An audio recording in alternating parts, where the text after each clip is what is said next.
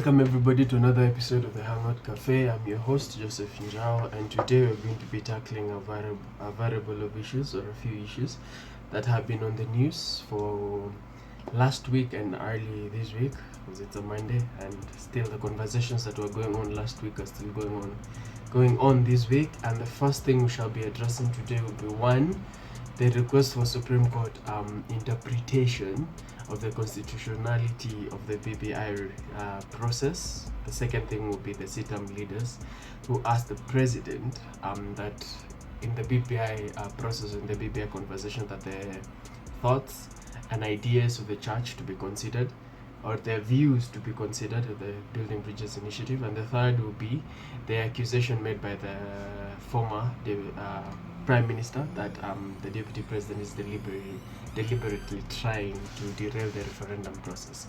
Also in our discussions will be one, the health strike notice given by doctors starting today, because it's on a Monday, and at the same time the proposal to increase fees that students have vehemently refused even before any discussion can be had.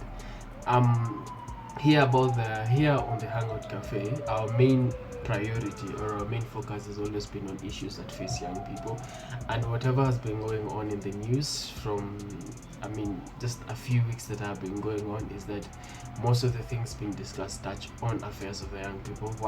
This is why that at Hangout Cafe we find it most important to address some of these issues, and also to give a few views on whatever the issues are and how best we could be able to tackle them as we go forward. You could keep on expecting that we're going to keep on doing this the reaction videos in terms of whatever is happening in the national debate, and give a different perspective, or try and somewhat give an informed perspective on whatever is going on. And we always stress on the individuality of each person, especially each young person. So remember, you take the facts, listen to the arguments, weigh the options, and then make your own decisions. And as always, don't forget to either like, subscribe, comment, and most importantly share these videos with all your friends, so that you can continue reaching out to as many young people as you possibly can. So without any further more to do, let's get into it.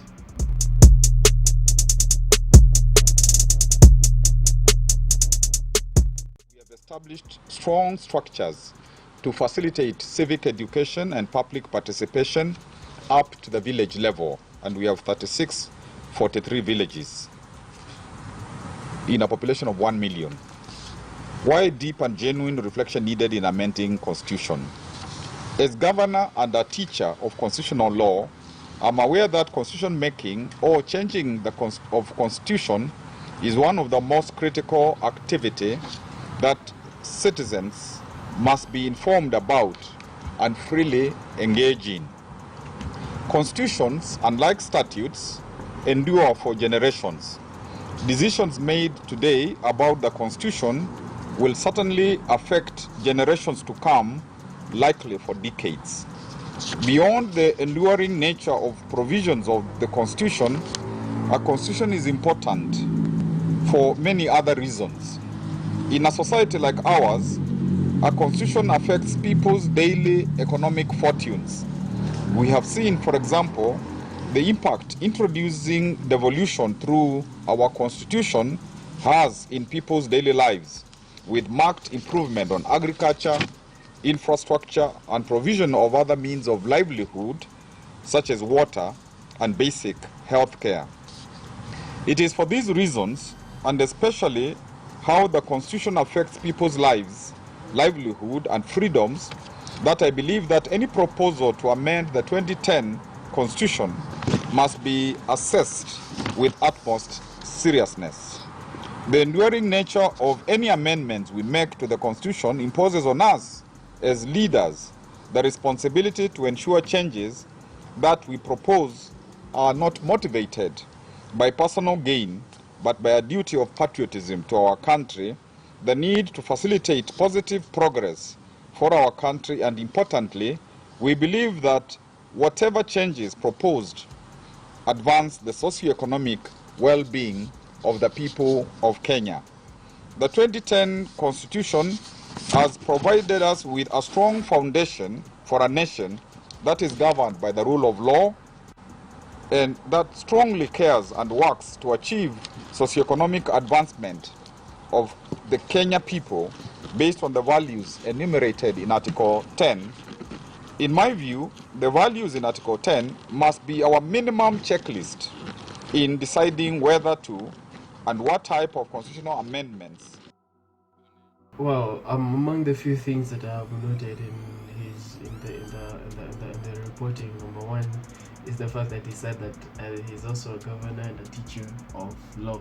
So that in some sense gives a notion or an indication of somebody who understands what he or she is talking about. And I think I always start with this because, as a matter of fact, is that sometimes a person may, as much as you are entitled to have your own opinion and you're entitled to say what you can say or what you will say, if it's coming from an informed place where you can be able to sit, reason, understand, and see the other person's perspective, then that's like a good thing. That is a positive step towards understanding one another and getting to know each other's point of view, especially now in the conversation regarding BPI. The second thing is that the changes that we're effecting today, number one, the motivation, or I think among the primary motivations as to why we started this process in the first place, was to heal national wounds, bring back national cohesion, and among other noble factors that played a part. But now what we have to also sit down and understand is that whatever changes that we're making at the moment will affect this generation, the current generation, and the future generations to come. So are we making changes to appease one generation at the expense of another, or are we making changes that are well informed by the fact that we want a better future or a better outcome for the generations to come and the generations that are present? So that is also an important factor to consider when we were talking about any changes to the constitution, as I said. Now the other side is that the assessment of amendments to see what is the motivation factor behind it. I think that should be a primary thing, as much as I keep on saying, like, the nobility from where this idea comes from is most notable. Like, you can't shoot it down because it's most important. But at the same time, from a point of nobility, from a point of it seems like a good idea, to a point that now, quote unquote, it may be advancing personal ambitions for particular person, quote unquote, it kind of like brings a lot of question, because as I said in the other video is that what is, as in how, if the entire process in itself is bringing about disharmony, so why start it in the first place? If the main objective was to bring about harmony, national cohesion, and the same thing that's supposed to bring national cohesion is driving people apart, so why start it in the first place? It defeats the purpose. So I get what he's trying to say, trying to address the issues that are present, and he's entitled to doing all that. And at the same time, I think because he's a citizen and he has rights and he's entitled to his own opinion, what we should do on this other side is that try and understand where he's coming from. And if you do not share his sentiments, well and good, you can put it clear, maybe I do not share your sentiments. And if you do, let the appropriate actions or the appropriate processes, especially with regard to law, take place, because it is the only thing that you can do. It's what civility actually entails, by us taking the time and allowing ourselves to follow the rules of law. Now, CITAM leaders actually decided to ask Uhuru and Raila to include church views in the BBI report. So this report was published, or it was broadcasted by Citizen TV. So yeah, let's hear what they said. Among hundreds of invited guests who witnessed the change of guard at Christ is the Answer Ministries CITAM. In the name of the Father, and of the Son, and of the Holy Spirit. Amen. Bishop David Oginde enthroning and consecrating his successor Callisto Odede after 10 years as the CITAM presiding bishop. The transition ceremony offering religious leaders an opportunity to address President Kenyatta on the referendum push. There's a train of which you are a driver. And Your Excellency, this train is supposed to take us into a better and more peaceful Kenya. The BBI train formally leaving the station yesterday after more than 5 million signatures of registered voters rooting for key amendments to the 2010 constitution were handed to Kenyatta's handshake partner, ODM leader Raila Odinga. Unfortunately, before we were ready, we heard that the train had left the station.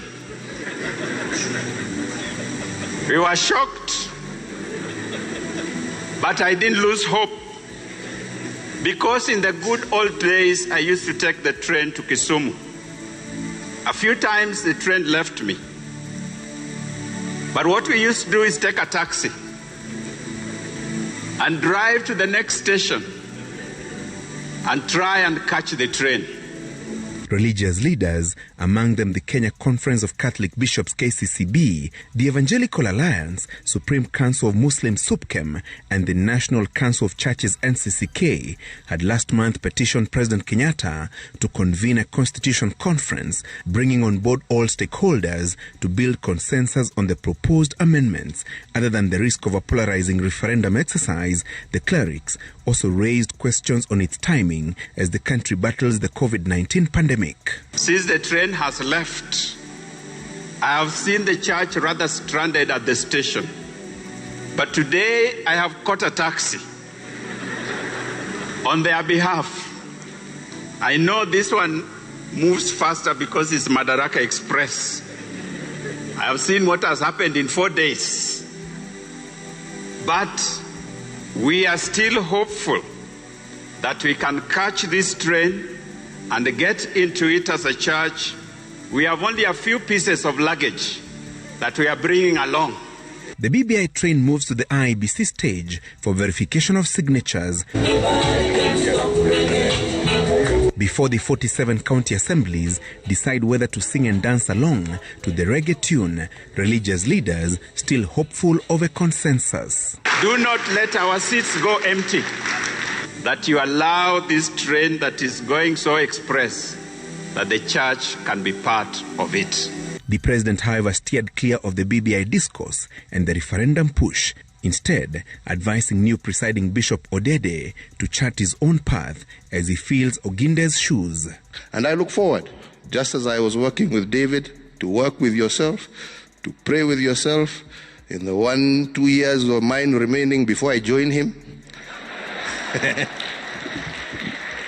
But you can always count on my support, on my government's support, as we move together, state and church, to do God's will. Both of us are here serving. According to the BBI timetable, a referendum could be held between April and June next year, and changes effected in the 2022 general election. Francis Gashuri, Citizen TV.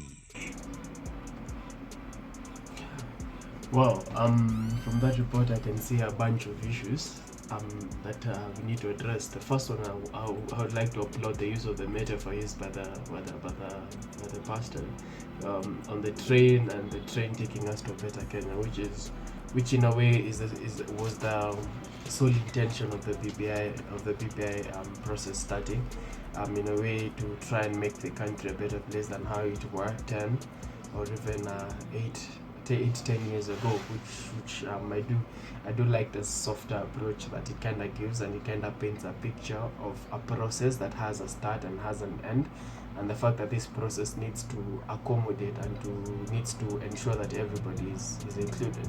The other notable thing is the number of signatures that were collected, and that is the 5 million signatures, which is good, because at the end of the day, these are voting Kenyans. These are Kenyan citizens of this country who also have rights, same as everybody else, and they have appended their signature, meaning that they approve of the process that is going on, or the document that is there as is. And also at the same time, we cannot in a way interfere or try and infringe on their rights, because it's the same way that you wouldn't be happy when somebody tries and interferes with your own rights as a citizen. The other part is the train leaving the station, that shows the fact that the process has begun, and the process has begun without considering the thoughts, ideas and views of the church, which is another thing that now brings us to the fact that the church leaders asked to have a constitutional conference in which we can discuss the changes to the constitutions. Where that takes me back to the reaction I did of the deputy president's interview, in which he said that at first, when it started, it wasn't supposed to bring about constitutional changes. It was supposed to be a discussion that's supposed to pave way into actions to go forward. Then the entire constitutional aspect came in.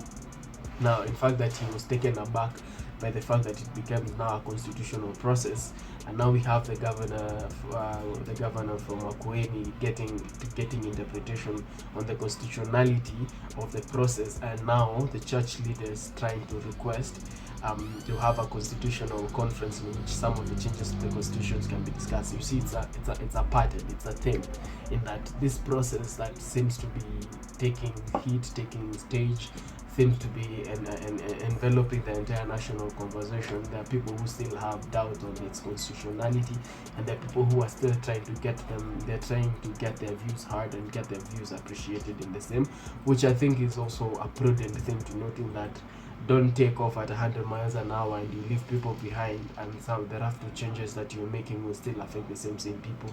It needs to ensure that everybody is included. Now, the other aspect is on the aspect of timing, which is also something that I personally have been grappling with at the moment, as I ask, is that what really is of importance at this point in time, not underlying the fact that the entire national cohesion and the entire debate around the BBI is important, but what is it in terms of priorities? What is most important at this point in time? Is it not the looming health strike? Is it not the COVID-19 pandemic surging within our country, the economic status of most people living in the country, and even the fact that most students may fail to go to school because of suggestions to increase their fees? There are things that at the moment are so pressing to an ordinary Mwananchi, that the fact that when you bring in a conversation, if you bring a conversation like this around the BBI, and it takes center stage, some of these problems they tend to take a backside, on which they shouldn't. And then the other side is, I feel like this push is opportunistic in nature, in that since nobody can give it 100% attention because of pending issues and because of priorities as of the moment, it's not being given the 100% attention it deserves. So even though our leaders crisscross the country with a looming pandemic, I might add, and trying to convince us on the merits and the demerits of the same, I think like they won't get 100% out of the citizenry because people are concentrating on other issues. Now, what I find, the other thing that I find it being heartwarming is the hopeful nature in which you describe that they're hopeful that their views are going to be considered. Well, it's like shooting an arrow into the forest and expecting it's gonna hit something, or it's gonna get food, or it's just you're casting your net in the water and hoping that you catch fish. Because at the end of the day, it has been pretty clear by the political processes and the political leaders is that they have gone full stream ahead without necessarily considering everybody.